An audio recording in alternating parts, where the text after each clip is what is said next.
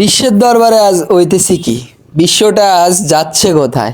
ইসলামের মানুষ কোথায় যাচ্ছে? আহা, সব কি মধ্যপ্রাচ্যের দেশগুলা, ইসলামিক দেশগুলা আজকে কি সবাই ইউরোপ আমেরিকার সাথে তাল মিলাইতেছে? কেন কেন হচ্ছে আরবের মাটিতে এমন? চলেন কথা না বাড়াই, আজকের ভিডিও আপনাকে মাঝে শুরু করা যাক। This is Noakhali bikers. আহা, সৌদি আরব, মক্কা, মদিনা, যেটা আমাদের নবীজির আসলে জন্মস্থান, জন্মভূমি, জিয়ানাঙ্গ নবী ছোট ধরে বড় হয়েছে, যেখান থেকে নবী ইসলাম কায়েম করত, যেখান থেকে ইসলামের সূচনার শুরু বলা হয়, সেই সৌদি, মক্কা, মদিনাতে আজ হচ্ছে নোংরামির সব খেলা।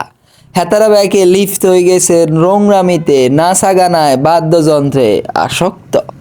তাদের দেশেও এখন হয় ইউরোপ, ল্যাতিন আমেরিকার অশ্লীলতা ছড়ানোর মতো কনসার্ট, যেটা বাংলাদেশ পর্যন্ত মানে নেওয়া যায়, কিন্তু সেটা এখন আমাদের প্রিয় নবী হজরত মোহাম্মদ সাল্লাল্লাহু আলাইহি সাল্লামের দেশে। সে মাটি এখন তারা গান বাদ্য নাচাতে কাঁপাইতেছে। যেখানে আল্লাহর কথায় কাঁপে, যেখানে আল্লাহর রাসূলের কথায় কাঁপে, সেইখান এখন কইয়ে কাঁপে জানেননি? গান বাদ্যের, বাদ্যযন্ত্রের আওয়াজে কাঁপে। কেন কেন এত অধপতন পৃথিবীর? কেন পৃথিবীর মানুষ এত অস্থিরতায় লিপ্ত? চলেন আন্নগো মাঝে আইজগায় মূল ঘটনা কান খুলি কই। আপনারা কিছুদিন যাবত যে তারা সোশ্যাল মিডিয়াতে অনেকটা অ্যাক্টিভ, হ্যাঁ তারা হয়তো জানেন যে সৌদি আরবে অনেক বড়, ইহা বড় একখান কনসার্ট হইছে। এই কনসার্টে যায় না এমন কোনো শিল্পী নেই।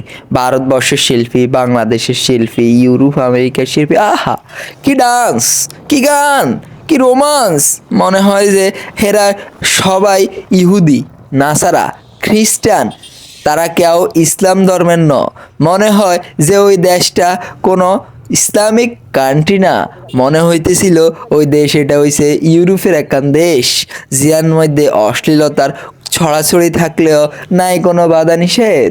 আর মনে হয় নাই এটা আমার নবীর দেশ, মনে হয়েছে এটা একটা অশ্লীলতা ছড়ানোর ব্যাস। এখানে এত বড় আনন্দ করে তারা যে আনন্দর মাঝে অশ্লীলতা ছড়ায়, সেখানে আমার নবী ইসলাম কায়েম করতে কতবার যে রক্তাক্ত হয়েছে সেটা একমাত্র মহান আল্লাহ রাব্বুল আলামিন জানে, আর আমাদের সাহাবা একরামরা হয়তো একটু একটু জানে। কেন এত অধপতন ভাই? ইসলামটা কি ছেলে খেলা পাইছেন?